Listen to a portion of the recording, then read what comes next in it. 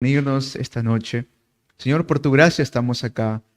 Señor, es por tu gracia que nos reúnes para poder rendirte culto. Amado Padre Celestial, queremos agradecerte porque nos permites permanecer dentro de la corriente de la palabra. Señor, permítanos recibir tu mensaje hoy, tu palabra, por medio de la Biblia. Queremos ser renovados, queremos ser fortalecidos y queremos alinearnos con lo que dice tu palabra. Señor, cualquier atadura que el mundo ha puesto sobre nosotros, que no nos deja ser libres, que en este momento, mientras damos el culto, se rompan en el nombre poderoso de Jesucristo. Señor, te damos toda la gloria y toda la honra. En el nombre de Jesús te oramos. Amén. Amén. Vamos a Colosenses. Acompañen, por favor, a Colosenses y vamos a leer capítulo 1, versículos 9 en adelante. ¿Sí? Colosenses capítulo 1, versículos 9 en adelante.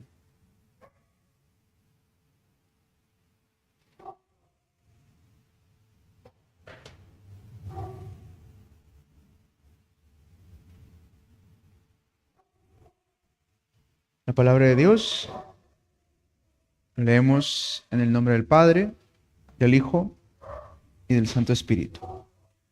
Por eso, desde el día en que lo supimos, no hemos dejado de orar por ustedes. Pedimos que Dios les haga conocer plenamente su voluntad con toda sabiduría y comprensión espiritual, para que vivan de manera digna del Señor, agradándole en todo. Esto implica dar fruto en toda buena obra, crecer en el conocimiento de Dios y ser fortalecidos en todo sentido con su glorioso poder. Así perseverarán con paciencia en toda situación, dando gracias con alegría al Padre. Él los ha facultado para participar de la herencia de los santos en el reino de la luz. Él nos libró del dominio de la oscuridad y nos trasladó al reino de su amado Hijo, en quien tenemos redención, el perdón de pecados. Él es la imagen del Dios invisible, el primogénito de toda creación, porque por medio de Él fueron creadas todas las cosas, en el cielo y en la tierra, visibles e invisibles, sean tronos, poderes, principados o autoridades. Todo ha sido creado por medio de Él y para Él. Él es anterior a todas las cosas, que por medio de Él forman un todo coherente. Él es la cabeza del cuerpo, que es la iglesia. Él es el principio, el primogénito de la resurrección, para ser en todo el primero. Porque a Dios le agradó habitar en Él con toda su plenitud, y por medio de Él reconciliar consigo todas las cosas, tanto las que están en la tierra como las que están en el cielo, haciendo la paz mediante la sangre que derramó en la cruz. En otro tiempo, ustedes, por su actitud y sus malas acciones, estaban alejados de Dios y eran sus enemigos.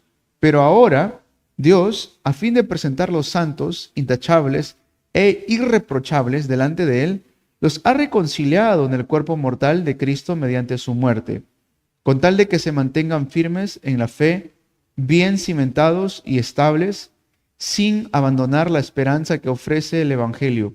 Este es el Evangelio que ustedes oyeron y que ha sido proclamado en toda la creación debajo del cielo, y del que yo, Pablo, he llegado a ser servidor. Amén. Bien, vamos a continuar con la carta a los Colosenses de Pablo. Es la carta que Pablo le escribe a los Colosenses. El día domingo hablamos un poco acerca de lo que nosotros tenemos y hemos recibido, ¿no? Es una esperanza. Todo lo que hacemos en esta tierra para el Señor, todo lo que estamos haciendo ahora, incluso este pequeño tiempo de culto que le damos en devoción, es para la gloria de Dios. Y sabemos que hay algo mejor que Dios tiene guardado para nosotros. Yo sé que todos aquí de repente sacrificamos algo para poder estar acá. Cualquiera podría estar un viernes en la noche en casa, descansando, de repente a esta hora, a las 8, tomando una rica cena, ¿no?, con la familia. Sin embargo, dejamos todo eso para estar en culto hoy, porque sabemos que esto es bueno para nosotros. Sabemos que esto le agrada a Dios, ¿sí? Y no solamente es que venimos para estar presencialmente, sino que mientras escuchamos la palabra, esta palabra que hace nos empieza a renovar, esta palabra empieza a darnos una comprensión diferente. Y eso es lo que quiero hablar con ustedes el día de hoy. Antes, cuando no conocíamos el Evangelio, vivíamos con un estado espiritual. Juan 8:44. ¿Ese estado espiritual qué era?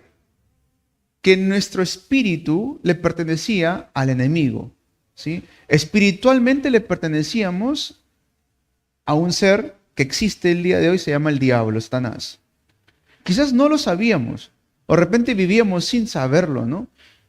Éramos espiritualmente, por naturaleza, hijos del diablo. Lo vuelve a confirmar en Efesios 2. Éramos por naturaleza hijos de la ira, dice.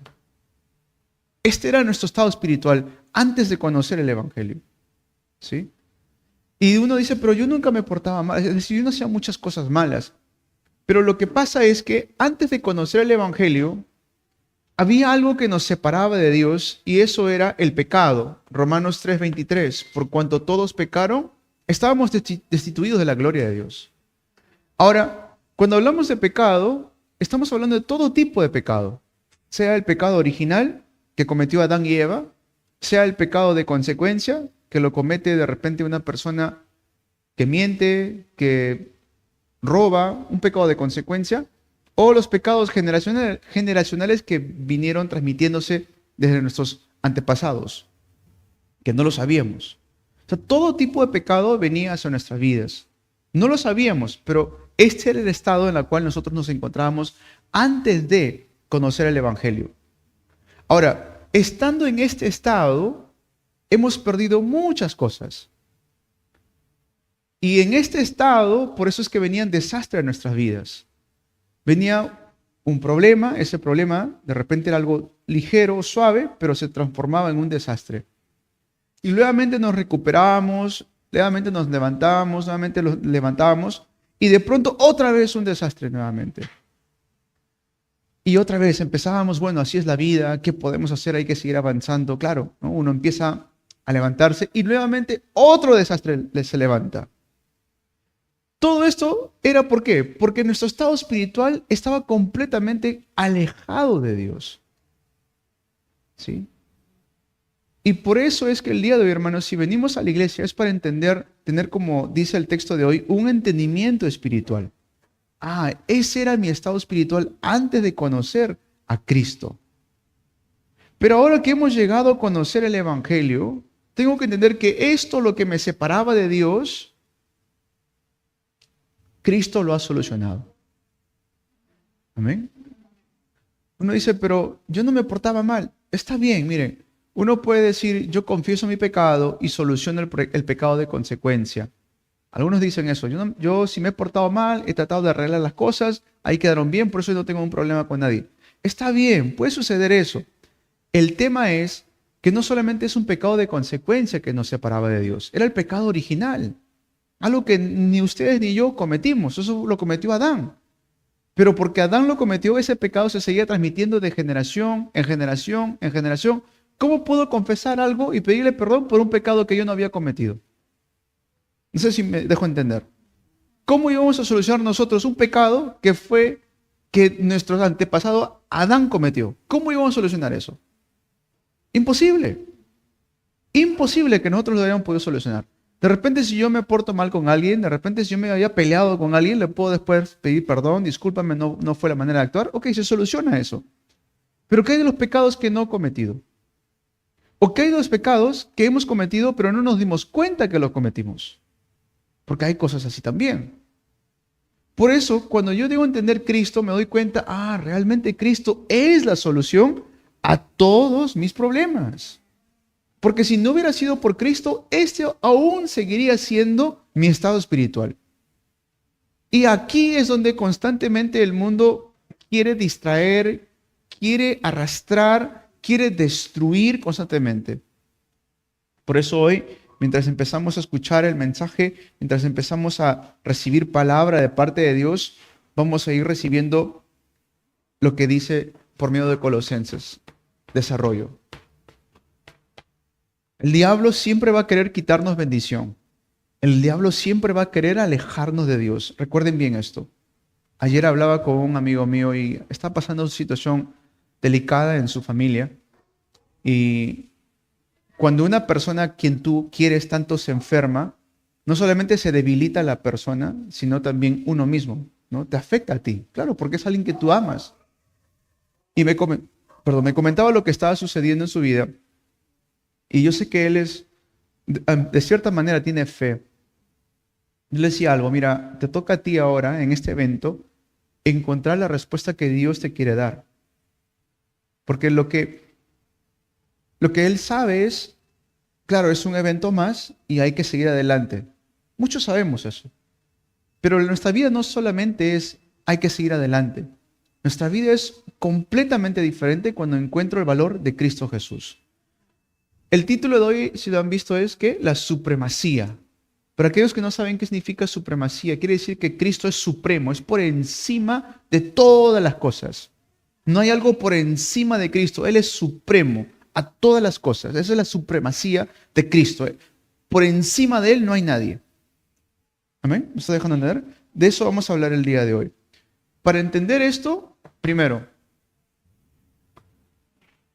tengo que restaurar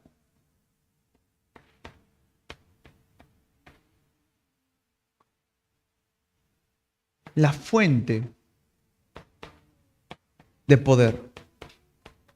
Cuando vivíamos bajo este estado espiritual, la fuente del poder, la fuente de fuerza, era solamente las cosas del mundo.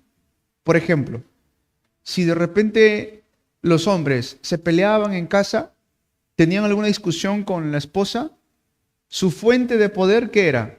Salir a la calle, tomar mujeres, distracciones, esa es su fuente de poder.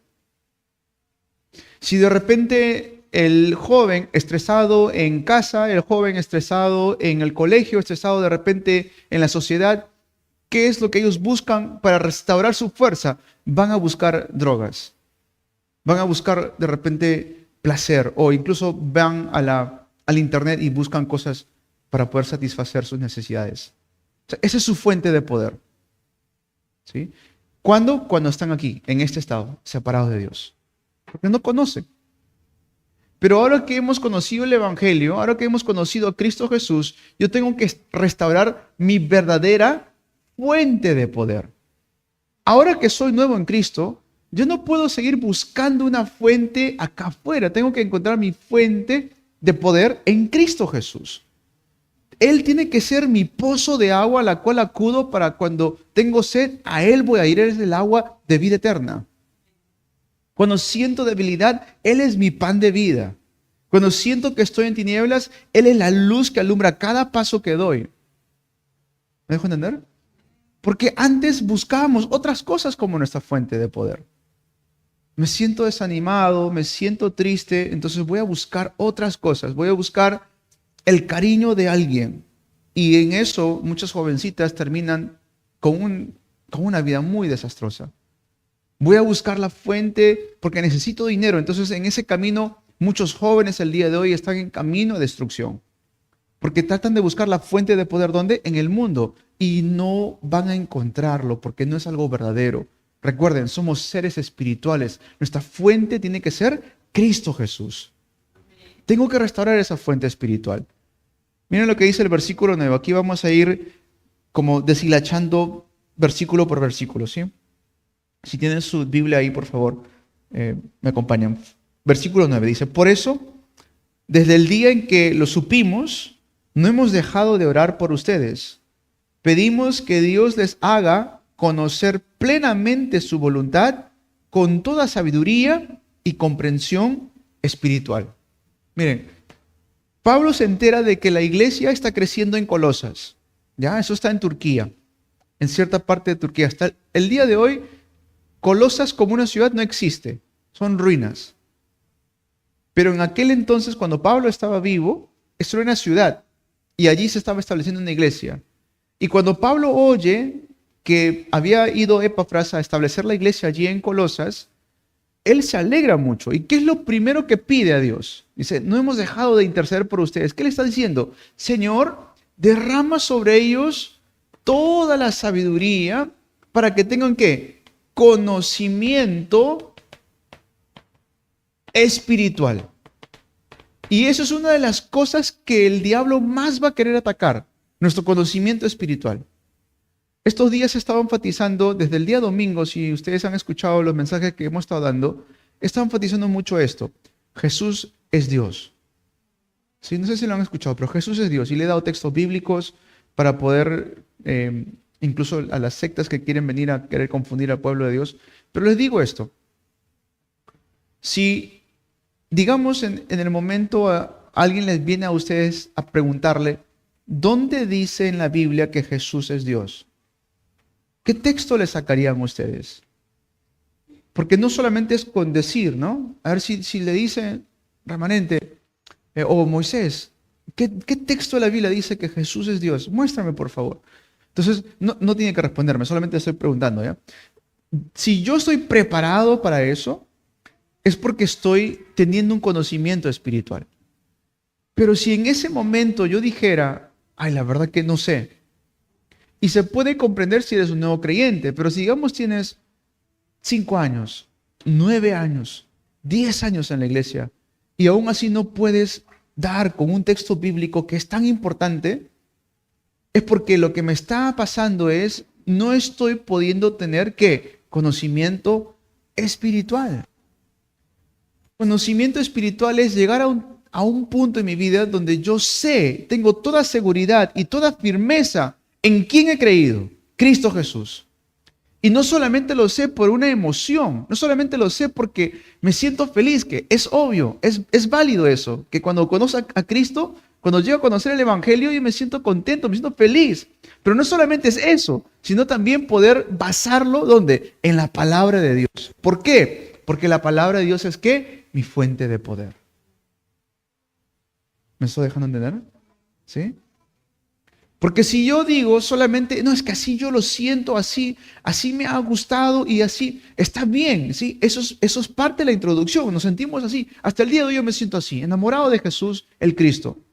Pero tengo que saber cómo basarlo en la palabra de Dios. Porque si no, ¿de dónde saco yo mi fuente? Porque el mundo me puede decir, desanímate, mas la palabra de Dios me dice, anímate y sé valiente. ¿Cierto? El mundo te puede decir, ríndete, y la palabra de Dios que me dice, yo estoy contigo todos los días. O sea, yo tengo que encontrar mi fuente ¿dónde? En la Biblia. Ahí tiene que estar mi fuente. No puedo ir a otro lado. El mundo me puede decir mil cosas, la gente me puede decir mil cosas, pero yo ¿dónde tengo que encontrar la fuente de poder? En la palabra de Dios. Eso es lo que Pablo hizo. Lo primero que empezó a hacer es, Señor, yo te pido que le puedas dar sabiduría, que le puedas dar conocimiento espiritual. ¿Para qué? Para que nosotros mismos estemos convencidos. De lo que yo les digo, hermanos, yo deseo que ustedes mismos lo confirmen.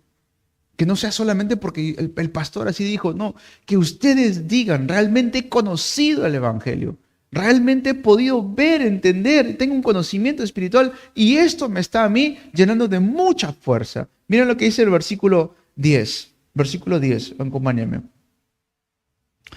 Para que vivan de manera digna del Señor, agradándole en todo.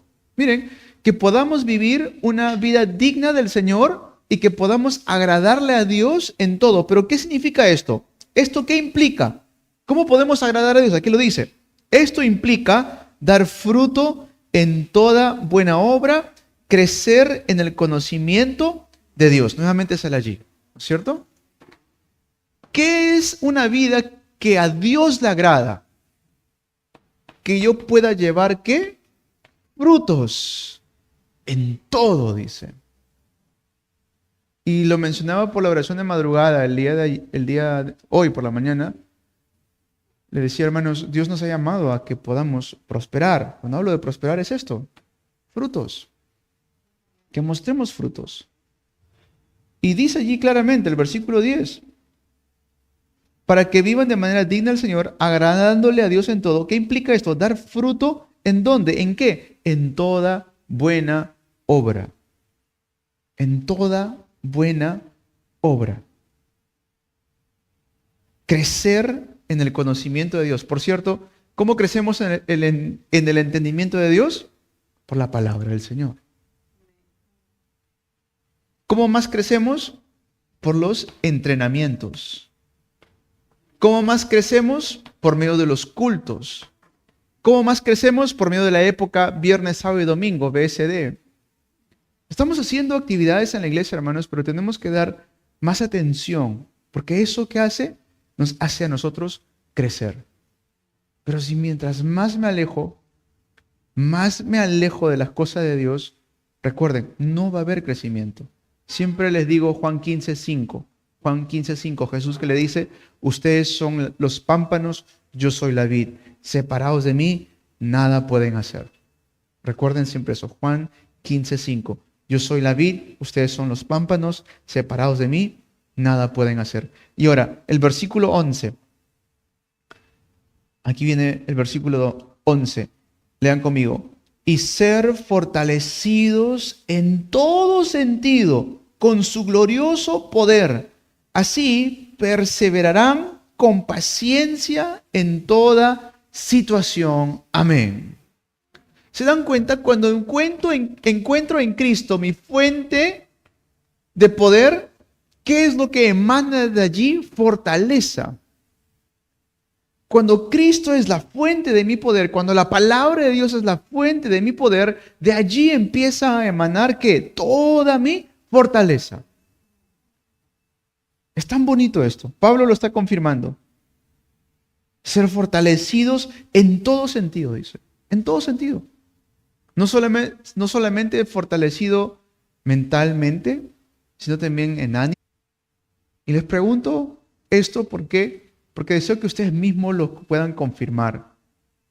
¿Estoy realmente o podría yo realmente experimentar este poder?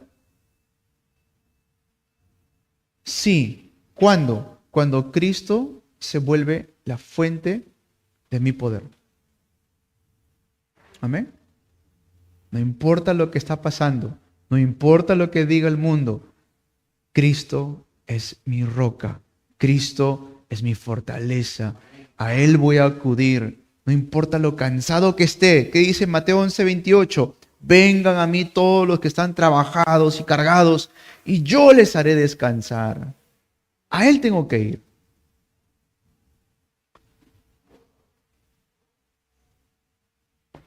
Tengo que restaurar.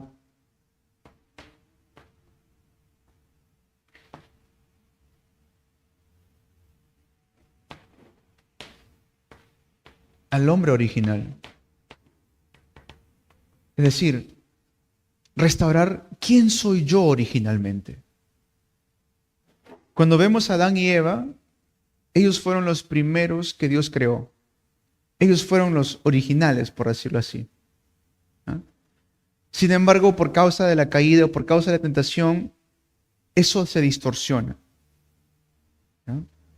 Hace poco estuve viendo a un señor que tiene, les conté de esto, tiene la coeficiencia intelectual de 200.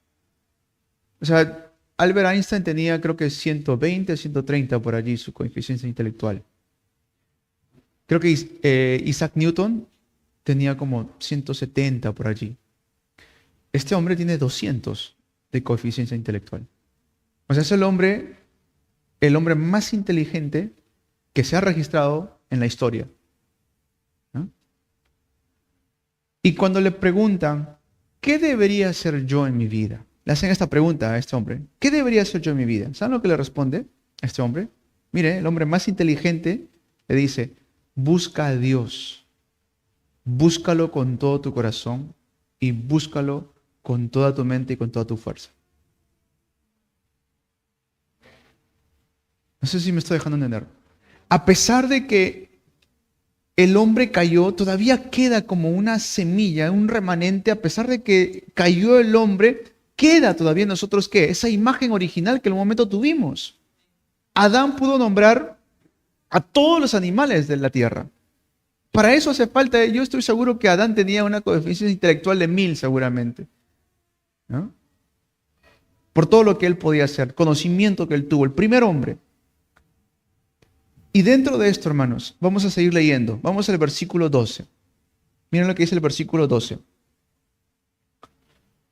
Dando gracias con alegría al Padre. Él los ha facultado para participar de la herencia de los santos en el reino de la luz. Ahí quería llegar. ¿En qué reino? En el reino de la luz. El hombre original fue creado con toda la gloria de Dios. El hombre original, hombre y mujer, Dios nos creó a nosotros originalmente cuando puso en nosotros, ¿qué? El aliento de vida. Génesis 2:7. Sopló en nosotros ese aliento de vida y nos hizo estar dentro del huerto de Edén. Y cuando estuvimos allí teníamos tanta comunión con Dios, podíamos caminar con Él, podíamos hablar juntamente con Él, no teníamos necesidad de nada porque Dios nos había dado absolutamente todo. No había enfermedad, no había frío, no había situaciones donde sentías muchísimo calor porque todo era un paraíso. Cuando perdimos todo eso, ahora que Cristo ha venido a nuestras vidas, ¿qué restaura Cristo en nosotros? El reino de luz. En la familia, cuando las cosas empiezan a sacudirse, ¿qué tenemos que restaurar? El reino de la luz. ¿Por qué? Porque así ya Dios, por medio de Cristo, nos ha facultado para hacerlo. En la iglesia, cuando las cosas quieren moverse, ¿qué tenemos que restaurar? El reino de la luz. Eso es parte de la oración 393, ¿recuerdan? Cuando las cosas en la sociedad se están poniendo difíciles, ¿qué tenemos que restaurar? El reino de la luz. Esto es original. No somos originalmente de tinieblas. ¿Amén? No somos originalmente de tinieblas. Originalmente somos ¿de quién? De la luz. Versículo 13. Él nos libró del dominio de la oscuridad y nos trasladó al reino de su amado Hijo. ¿Qué ha hecho Dios? Dice que nos ha trasladado. De lo que antes estábamos en el reino de la oscuridad, ¿dónde estábamos? Aquí. ¿Ve? Antes estábamos acá. Ahí solamente era oscuridad. Ahí lo único que venía era desastre, destrucción, y no solamente a nosotros, sino también a la siguiente generación. Ahora, ¿dónde Dios nos ha trasladado? Al reino de su Hijo. Quiere decir, póngase a pensar un poco en esto, hermanos. Muchos, algunos, no lo sé, aquí no es lugar para hablar de política, pero, y tampoco me respondan, pero ¿cómo se sienten ustedes con la presidenta que tenemos? ¿Ya? ¿Y por qué les pregunto esto? Porque según quien gobierna, se va a reflejar en todo el país. ¿Correcto? Si tuviéramos un dictador de gobernante, sería mucho peor todavía nuestro estado político, social, económico, casi todo. ¿Por qué? Porque hay una persona mala gobernando, dictador, ¿no es cierto? Si Cristo es el rey y nosotros somos de su reino, ¿de qué hay que preocuparnos? Amén.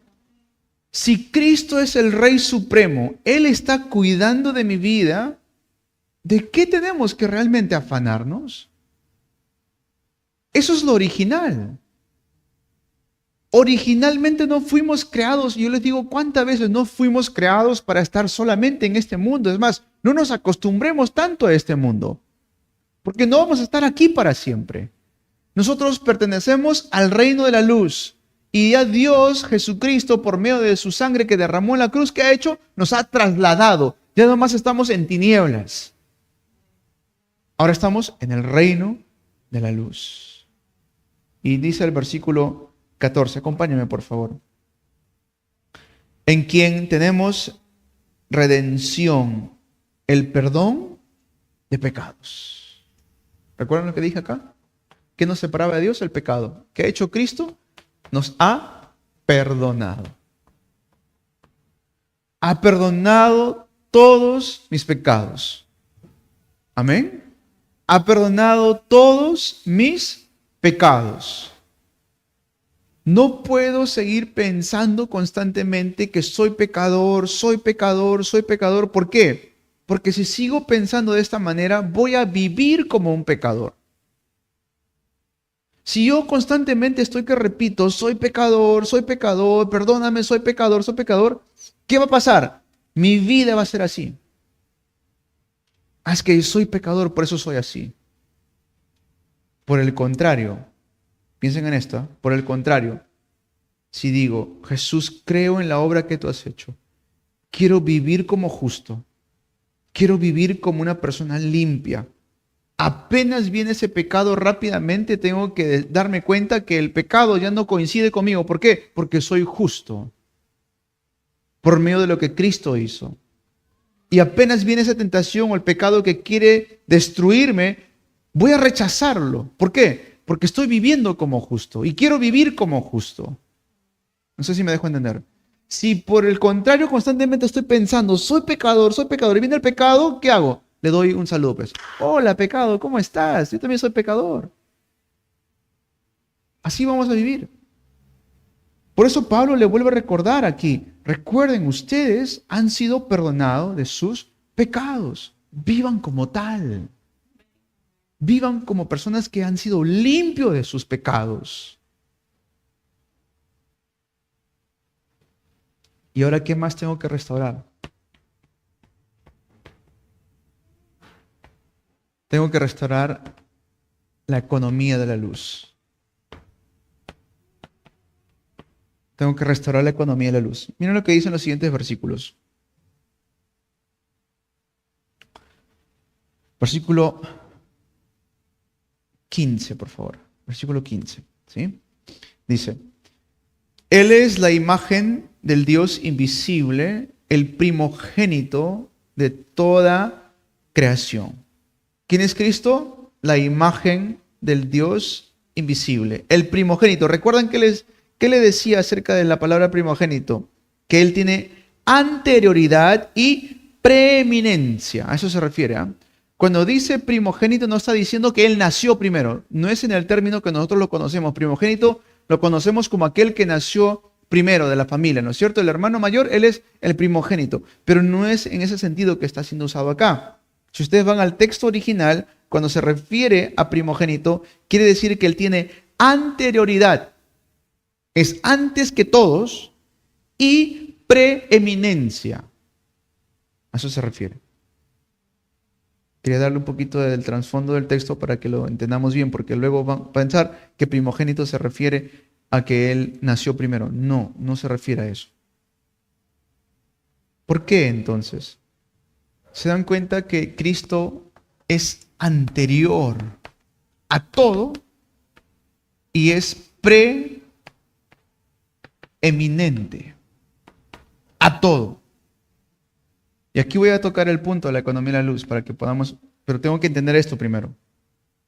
¿Por qué? Porque si no llego a entender esto, a veces piensan que el dinero es malo. El dinero no es malo. El amor al dinero es malo. O sea, el dinero no es malo. El amor al dinero es malo. Cuando yo empiezo a tomar el dinero, puede haber dos cosas. Hay veces que uno dice, no, el dinero es sucio, no me hables de dinero, y nunca se educan de nada de economía ni dinero, entonces nada le sale bien. Otro es cuando ya amo tanto el dinero que solamente me enfoco en el dinero. Yo tengo que entender primero es Cristo. Cristo es antes que todo. Y Cristo va por encima de todo. Cuando yo empiezo a entender ese principio, esa es la prioridad. Cristo es antes que todo, Cristo es primero que todo.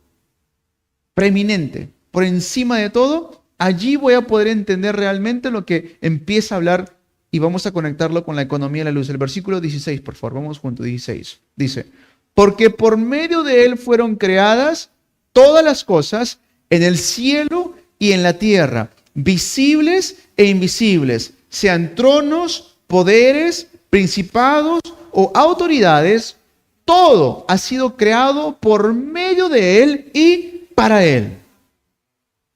Todo. No dice algunas cosas.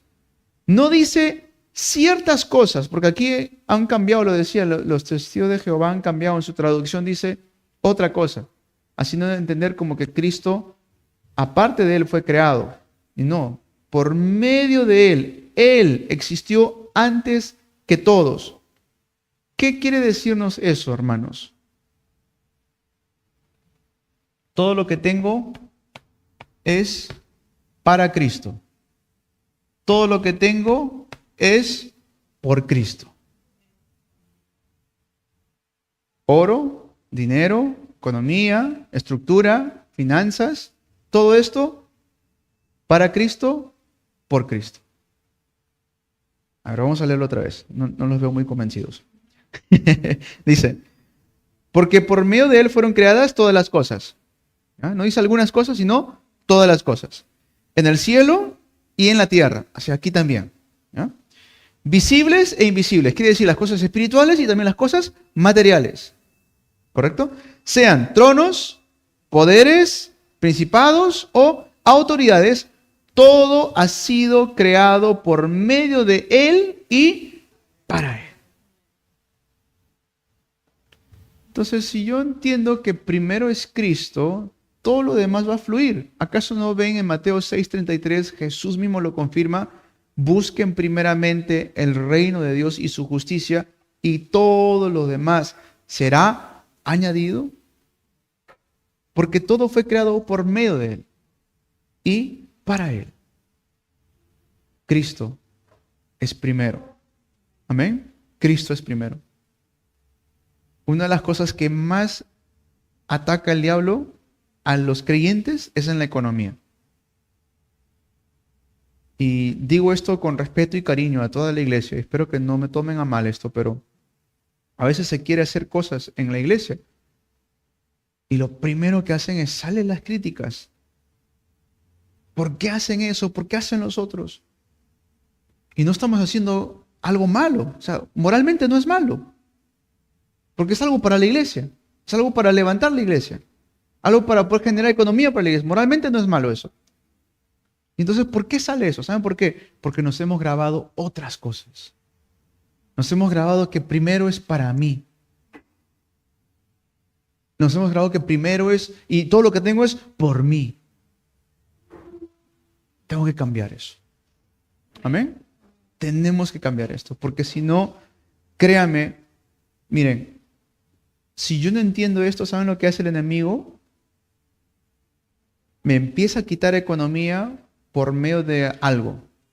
Una enfermedad, un accidente, un percance, algo. Y toda la economía, ¿dónde se va? Se va para el mundo. O sea, no tenemos ningún problema, digamos, eso es solamente un ejemplo. No vayan a pensar que estoy tomando una indirecta acá a nadie, ¿sí? Pero digamos, manejando mi carrito, de pronto, ¡plum!, se revientan las 4 llantas. ¿No? ¿Y cuánto cuesta cambiar las 4 llantas de un carro? Es caro, ¿no es cierto? No te baja de 1,000 soles eso. Para los que ven extranjeros, $300 es lo mínimo que uno gasta en 4 llantas. Y no nos cuesta eso. ¿Por qué? Porque necesitamos el carro. Entonces rápidamente, como sea, buscamos una manera de poder cambiar las llantas rápidamente, ¿no es cierto? Pero ahora les pregunto, es solamente una pregunta, ¿darían ustedes 1,000 soles a la iglesia? O sea, ¿estarían dispuestos ustedes a dar eso a la iglesia? Y esta pregunta, si ustedes están pensando ahorita, el pastor está hablando de economía y él quiere que demos, no es eso. No es eso. Es para que podamos cambiar nuestra manera de pensar. No nos cuesta para las cosas materiales, porque sabemos que lo necesitamos. ¿Y acaso no sabemos que si tengo algo, si tengo un carrito, es porque Cristo me lo ha entregado? Si tengo una casita, una cama, si tengo un televisor, si tengo una mesa, si tengo de repente ahí mis platos para cocinar, mis ollas para cocinar, ¿por quién me ha dado? ¿Quién me ha dado eso? Cristo me ha entregado eso. Si me he podido levantar por la mañana para ir a trabajar, si he podido hacer algo, he podido traer un pan a la mesa de mi casa, es porque Cristo me lo ha entregado. ¿Cómo no dárselo a Él? Mientras no entiendo este principio, no voy a poder restaurar la economía de la luz. Va a ser muy difícil. Y vean ustedes el mundo cómo se mueve. El mundo tiene mucha economía. El mundo tiene muchísima economía. Pero siempre es la iglesia que pareciera como que nos cuesta, cuando originalmente no fue así. Ustedes vean a Abraham. Abraham tenía bajo su encargo 318 familias. Él tenía a su cargo 318 familias. Si a veces con un solo hijo, 2 hijos nos cuesta, ¿o no? No es fácil. 1, 2, 3 hijos. ¿Es fácil? No es fácil a veces. Él tenía 318 familias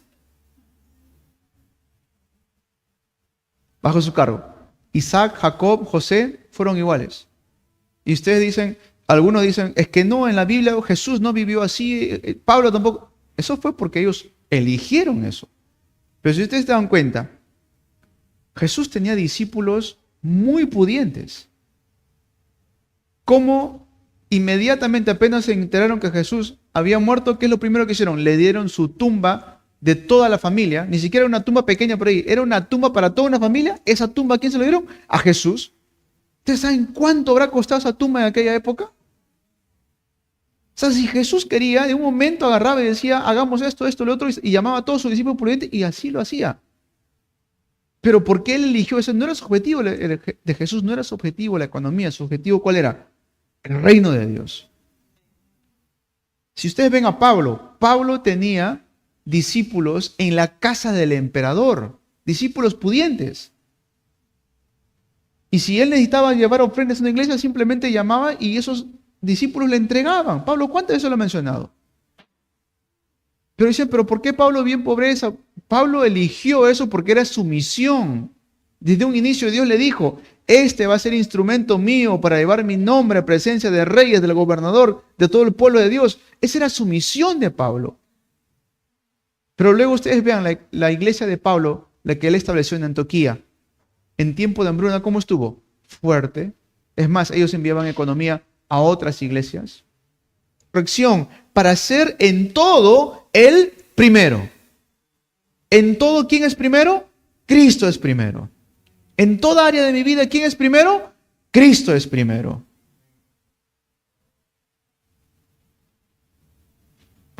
Lo voy a poner acá. En todo, Él es primero. Luego dice el versículo 19, porque a Dios le agradó habitar en Él con toda su plenitud. Cristo es Dios, aleluya. Cristo es Dios. Amén. A Dios le agradó habitar en Él con toda su plenitud, dice.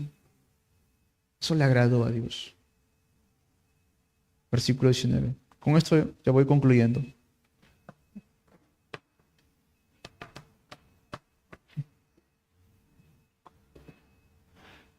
Luego dice, versículo 20, y por medio de Él reconciliar consigo todas las cosas, tanto las que están en la tierra como las que están en el cielo, haciendo la paz mediante la sangre que derramó en la cruz.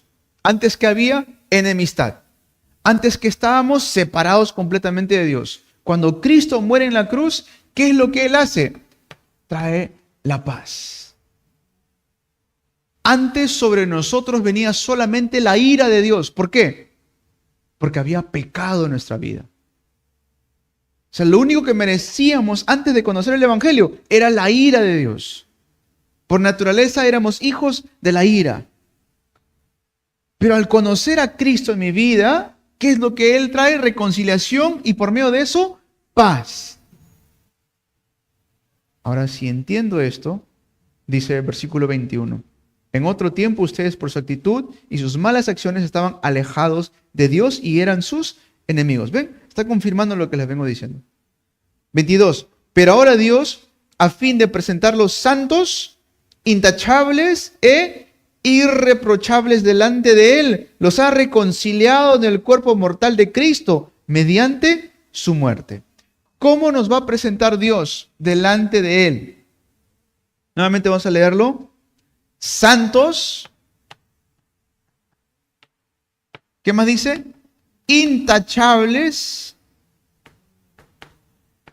irreprochables. ¿Qué tal seguridad que le da aquí Pablo a los colosenses? Así van a ser ustedes presentados delante de Dios, le dice. Santos, intachables, irreprochables. ¿Cómo Pablo dice esto? Recuerden, Pablo no había ido a Colosas. Pablo no los había conocido cada uno de ellos. Pero Pablo ya tenía ¿qué? Toda la seguridad de que así Dios los iba a presentar por medio de lo que hizo Cristo en la cruz. Eso es entender la supremacía de Cristo. Si yo veo a Cristo meramente como un ángel, si yo veo a Cristo meramente como una creación, si yo veo a Cristo meramente como un profeta más, como un maestro más, esto no va a ser posible en mi vida. Cuando entiendo que en Cristo está toda la plenitud, cuando entiendo que Cristo es primero, por Él y para Él vivo y existo, que Él es anterior y preeminente a todo, Él es superior, Él es supremo ante todo, ¿qué hace Dios? Me recibe santo, intachable, irreprochable. Pero si niego a Jesús, esto no puedo. ¿Por qué? Porque la obra de un ángel no puede hacer esto en mi vida. La obra de una estatua no puede hacer esto en mi vida. Cualquiera de nosotros no podríamos hacer esto. Solamente Cristo pudo hacerlo. Amén. Luego dice, versículo 23, con tal de que se mantengan firmes en la fe. Aquí está, esta parte me gusta. Se mantengan, dice, firmes en la fe. ¿Qué más? Bien cimentados.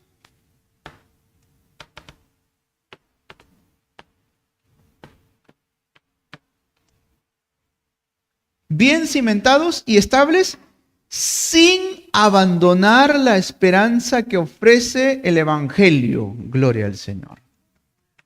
Sin abandonar la esperanza que presenta el Evangelio. Así vamos a estar, hermanos, delante de Dios. ¿Cómo? Firmes. Amén. Firmes. Hubo un momento en mi vida, hermanos, de que yo también me cuestioné, es decir, yo también me pregunté, ¿cómo sé de que lo que estoy creyendo es la verdad? ¿Cómo sé?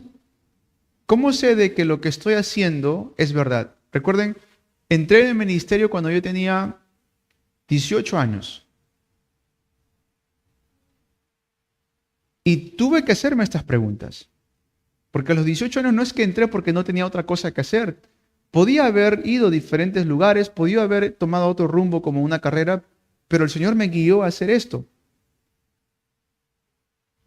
Entonces llegó un punto en mi vida donde tuve que realmente preguntarme, ¿cómo sé que lo que estoy creyendo ahorita es verdad? Y hermanos, allí Dios me dio la conclusión. ¿Qué vas a hacer tú separado de mí? Jesús me habló. ¿Qué vas a hacer tú separado de mí? Y a mí no me lo contaron, yo viví esto. Y Dios me dijo, ¿vas a regresar a eso? ¿Qué te trajo eso? Dolor, sufrimiento, destrucción. A eso vas a regresar. Luego que empecé a entender a quién he sido yo originalmente. ¿Y qué más se empezó a confirmar en mi vida? Esto de aquí. La economía de la luz. Entonces, si yo les doy este mensaje, hermanos, no es porque me lo han contado o porque lo he escuchado de alguien y simplemente estoy repitiendo, es porque esto es evidencias en mi vida. Y así como ha sido evidencia en mi vida, hermanos, tiene que ser evidencia en sus vidas también. Lo que queremos y lo que anhelamos y lo que Dios desea es que nos sigamos levantando como discípulos. Recuerden, Dios desea que demos ¿qué? Frutos. Así lo dijo Pablo. Ni bien le escribe a la iglesia ahí en Colosas que le dice, ustedes tienen que vivir una vida llevando frutos. El día domingo también Pablo, ¿cómo le dijo? Este evangelio está siendo proclamado por todo el mundo, le dice. Estaba hablando de la evangelización mundial, Pablo, allí. Pero todo comienza ¿cuándo? Cuando empiezo a entender la supremacía de Cristo. Cristo es primero. Cristo está por encima de todas las cosas. En el nombre de Cristo Jesús recibo todas mis respuestas. Y si ustedes están dudando, hermanos, si ustedes sienten que les están moviendo, no hagan caso. No hagan caso a lo que el mundo les diga. Incluso, y esto lo sé porque me lo cuentan y me he enterado que llaman de otras iglesias, llaman aquí a los hermanos para jalarlos. Y luego se mueven. Yo les digo esto. Lleguen a su conclusión en Cristo. No por mí, no por los hermanos. En Cristo tiene que estar su conclusión. Si ustedes tienen seguridad allí, ¿quién las va a mover? ¿Amén? ¿Quién las va a mover? Hermanos, a mí también, ¿cuántas veces no me han dicho? Yo no les cuento estas cosas, pero un día me llamaron. Eran 2 líderes grandes de otra iglesia. Me llamaron. Pastor, nos hemos salido de otra iglesia, pero queremos trabajar con usted. Eran 2 líderes grandes, que movían mucha masa en esa iglesia. Pero queremos trabajar con usted, queremos hacer una iglesia con usted. No, gracias. Ustedes, si se han salido, bueno, es su decisión de ustedes. Yo les aconsejo que regresen. Pero conmigo no puedo trabajar. No puedo trabajar así. Cualquiera que tiene otro objetivo, ¿qué hace? Rápidamente, son 2 líderes que mueven gente. Vengan, tráiganlos. Pero luego, ¿qué iba a crear eso? Más conflicto. El Señor no quiere eso. Yo tengo que recibir mis propias respuestas. Ustedes tienen que recibir sus propias respuestas. Amén. Delante de Dios. Delante de Cristo. No digo esto porque yo les caigo bien, otro les caiga bien. No es eso. Si ustedes llevan su vida de fe porque este me cae bien, el otro me cae bien, realmente, hermanos, con todo cariño les digo eso, esa vida de fe no es estable.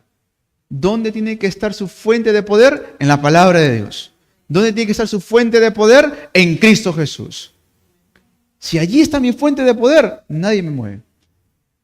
Amén. Ustedes tomen este mensaje el día de hoy y gocen, disfruten la supremacía de Cristo.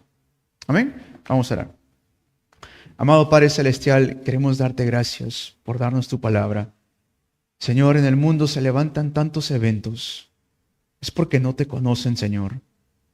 Queremos ser instrumentos para llevar este evangelio hasta lo último de la tierra. Señor, permítenos experimentar que Cristo es supremo por encima de todas las cosas. Por Él fuimos creados y para Él viviremos. Confesamos que Cristo es la solución a todos los problemas. Señor, cualquier atadura, cualquier pecado que quiera estorbar, cualquier artimaña que el diablo quiera poner a nuestro alrededor, sea quebrantado en el nombre poderoso de Jesucristo. Porque sabemos que solamente en el nombre de Jesús toda tiniebla es atada y toda tiniebla tiene que huir. Señor, permítenos vivir en el reino de luz, porque sabemos que Cristo es el Rey de Reyes, el Rey del universo, y que está juntamente con nosotros. Te lo pedimos todo esto en el nombre poderoso de Jesucristo. Amén. Amén.